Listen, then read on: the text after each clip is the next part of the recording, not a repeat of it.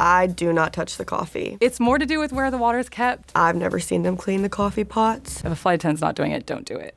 I've been a flight attendant for 1 year. 3 years. 15 years. And here's how I fly like a pro.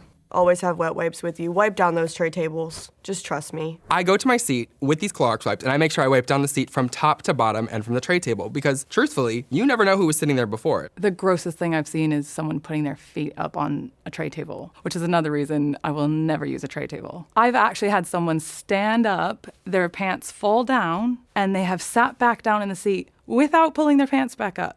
On the seat! It gets cleaned in between the flights, fine. But bare naked bum.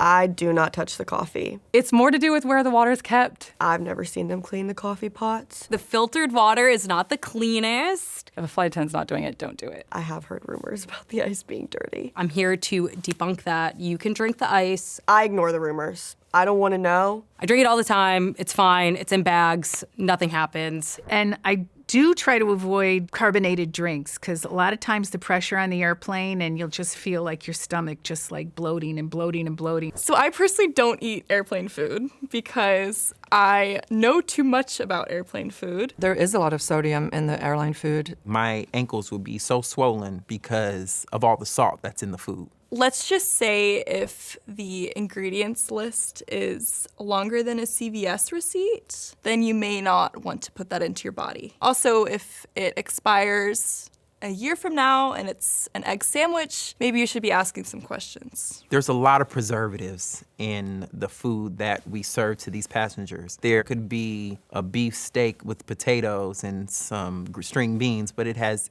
34 ingredients in it. The higher the altitude you are on the plane, the more you have to keep the flavor. And it's not all bad, obviously, but it's a lot. When you fly, especially the routes that I fly, which are typically long distance, you get dehydrated quickly, like within 10 minutes, I want to say. Probably not true, but I want to say it. Hydrate, hydrate, hydrate. I have a lip balm in every single one of my pockets. I always have my gallon of water with me, and I'm sipping that water from takeoff to landing. That's one thing I had to learn the hard way when I became a flight attendant. I felt like I was 30 years older, and I probably looked it as well. The best way to get the most out of in-flight service is to be nice to your flight attendants. I know it's a thing on TikTok that if you bring us goodie bags that we will upgrade you. We don't have that power. But if you do scratch my back, I'll scratch your back. I'll probably give you some free alcohol. I'll pay extra attention to you. When the drink cart is coming, take your headphones out. Look alive, be aware, say please, say thank you. Like, kindness goes a long way for us. You know, we do have a hard job. We're always constantly going. To know that we have somebody in our corner, like, appreciating us is like, wow, you get extra Biscoff cookies. I bring goodie bags for the flight attendants. A Snickers goes a long way. Bite size or even king size. We love them. Oh, I have a great sweet tooth. It's the reason I have so many cavities when I go to the dentist. If we get something from a passenger, we always make sure to take care of them in return. So sometimes passengers will give us candy and it's like open. Like, they already helped themselves to the candy. We're like, oh, thank you, in the trash. I like to bring like a little goodie bag with a little Starbucks card. The crew recognizes who is like doing that, and then when they do service, they can hook you up with like a drink or just extra snacks. At the very least, you know, if a customer just kind of says, hey, thank you for everything you do, because I think we are quite underappreciated, that goes a long way. You know, you catch more flies with honey, right?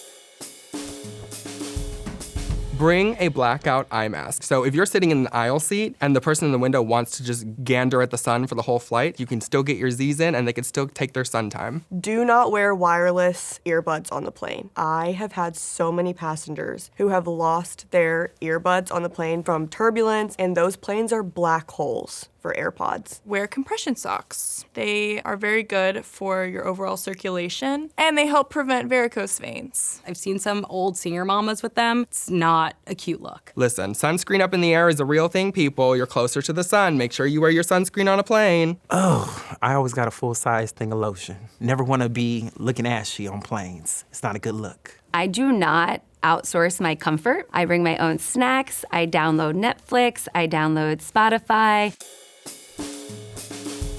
Everybody loves a travel hack. My favorite type of passengers are passengers who have served in the United States Armed Forces. They come on literally single file, boom, boom, boom, boom, bag up, sit down, boom, boom, boom, bag up, sit down. And that was like probably the fastest boarding process that I've ever had in my entire life. I feel like if a passenger tells me, trust me, I travel a lot, trust me, I fly a lot, and this is how it's done, I feel like you probably don't. I fly a lot, and you don't know what you're doing. A lot of people don't know that you're not supposed to take phone calls in the air. That is against the law, so don't do that. Please don't let your toddler go to the lav barefoot. There's pee everywhere in there. It's not your living room. This is a plane. It's not your house. It's not your couch. One thing that I see often is passengers board the plane and then they immediately try to use the restroom. Don't wait until you get in the airplane. You know, it kind of delays the process. It's not that you can't use the restroom, but I think it's just much easier to use it in the terminal. Plus, it's nicer and bigger. Passengers will ask where the restroom is, and they'll like touch everything but the bathroom door. They'll go through the emergency equipment before they get to the bathroom door. Passengers struggle to open the bathroom doors. I see that a lot. It'll say push and they will pull. Twist and pull, twist and pull. It's really not that hard. Just twist and pull. One mistake that passengers make over and over again, if you packed it, you definitely have to be the one lifting it up, because we as flight attendants are not allowed to lift your carry-on because it's a liability issue. And just think about it. It kind of is logical. You're a flight attendant. You do multiple flights a day. There's 250 passengers. Think about what is going to happen to your arm, your elbow, if you lift 200 bags a day for however many years you're in the flying industry. If you can lift it, we'll definitely gate check it for you free of charge to your final destination. The way I fly like a pro comes down to the packing. Everything that I pack needs to have more than one purpose. Gym shoes are also my sort of sneakers that I wear during the day. Running shorts are also swim trunks. Basically every inch of the suitcase matters. A week's worth of clothes?